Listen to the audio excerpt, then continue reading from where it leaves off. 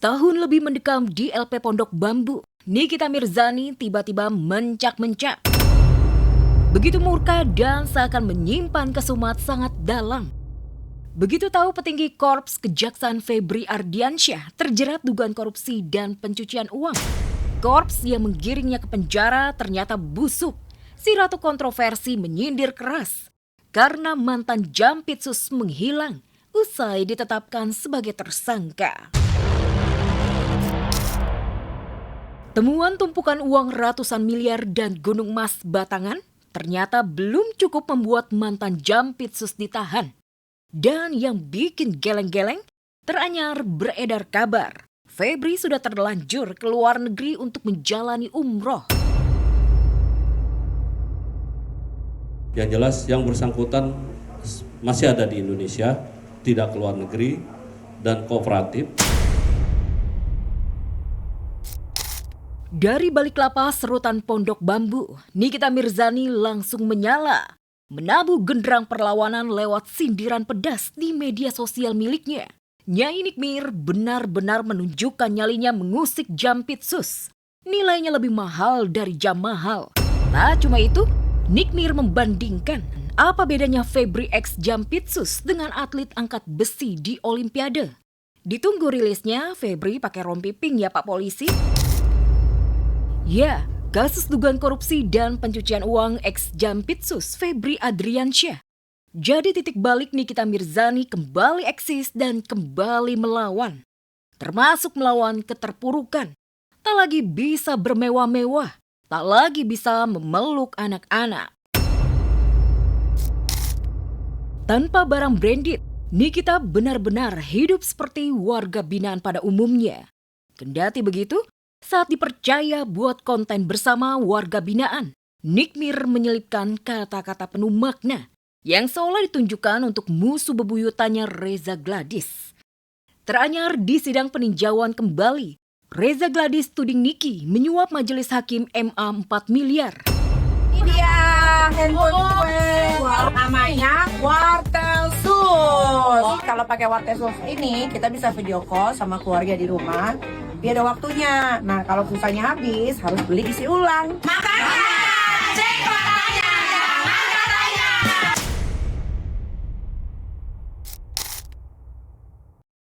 Niki menyerang ex-Jampitsus, sekaligus juga menyindir Reza Gladys. Tapi yang disindir terlihat tak peduli.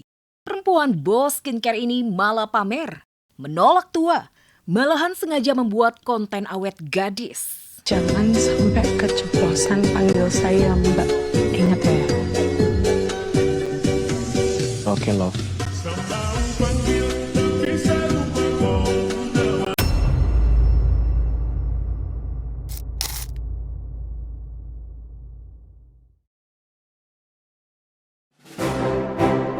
Ya kita sih senang-senang aja ya.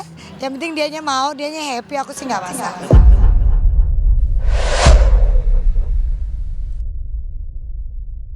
Jika biasanya melihat biduan Depok Ayu Ting Ting sebagai juri KDI MNC TV, kini yang menghebohkan, Ayu Ting Ting didaulat menjadi juri di DMD Panggung Rezeki.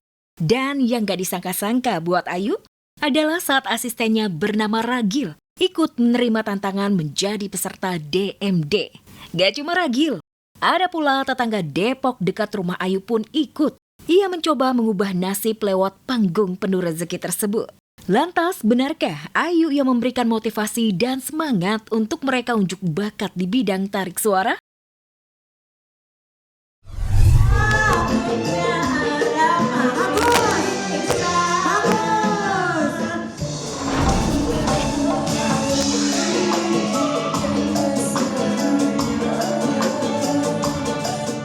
Hari ini kayaknya spesial Depok deh, banyak yang ikut. Karena kan emang DMD kan seluruh Indonesia ya, dan kayaknya banyak banget yang mau ikutan gitu. Dan alhamdulillah akhirnya aku ada waktu bisa juga main sih.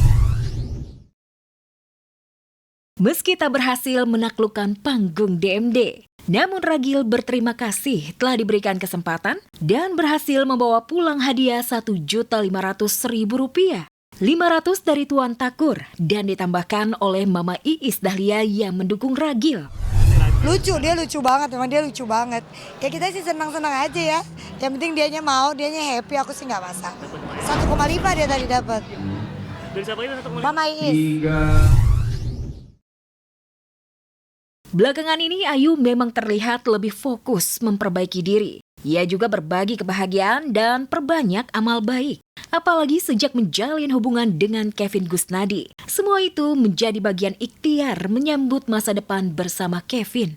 Terlebih Kevin sudah menyampaikan keinginannya untuk membawa Ayu ke kampungnya di Padang.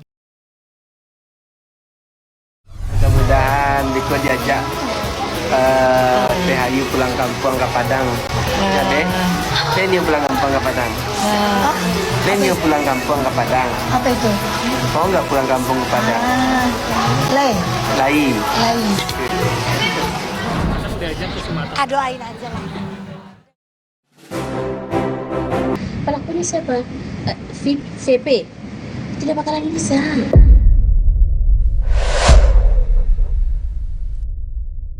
Alih-alih tobat mengakhiri petualangannya sebagai gladiator cinta, Vicky Prasetyo justru banting setir jadi tukang tipu-tipu.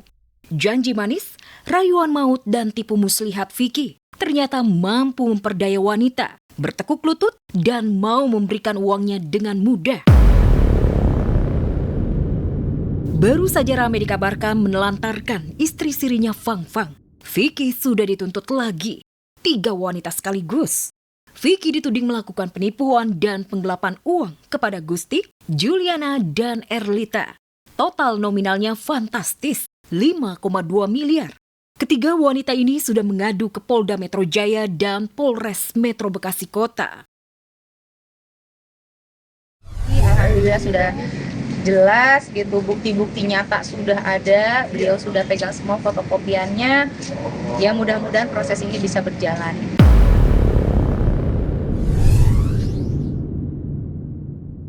Diseret ke polisi kasus penipuan dan penggelapan bukan hal baru untuk Vicky.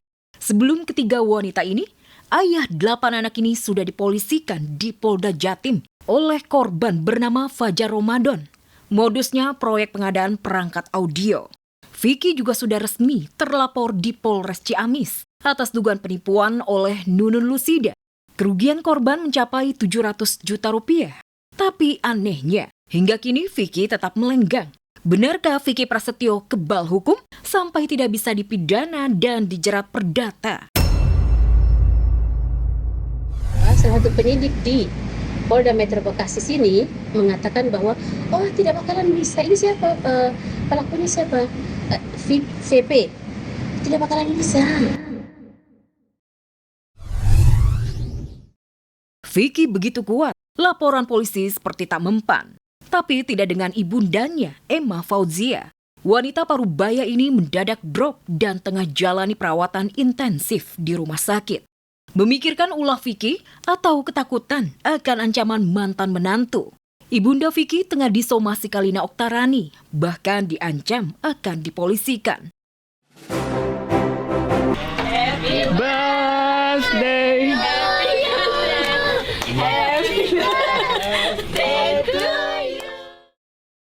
Puluhan miliar digelontorkan Lesti dan Bilar untuk bangun villa megah di Pulau Dewata. Mungkinkah karena hal itu, hingga kemarin tepat di momen ultanya yang ke-31, Bilar hanya menggelar pesta sederhana.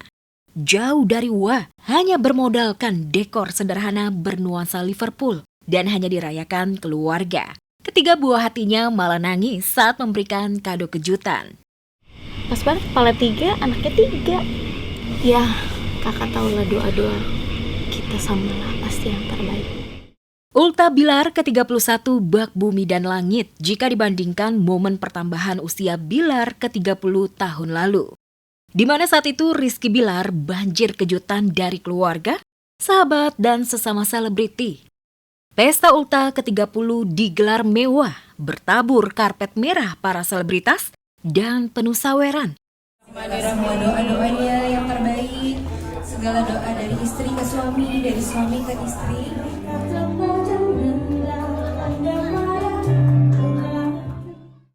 Ada apa dengan Lesti dan Bilar? Mengapa sejak memiliki villa megah dan menetap di Pulau Dewata, mendadak sederhana? Spekulasi liar pun beredar. Leslar sejatinya sudah kebobolan banyak tabungan. Belum lagi kemungkinan diperiksa polisi buntut kasus travel umroh Hanania. Lantas, benarkah memilih ultasunyi di Bali? Cara Lesti dan Bilar menghindari keluar banyak uang? Ya kan memang permintaannya di sini, kalau mau rame mah di Jakarta lah.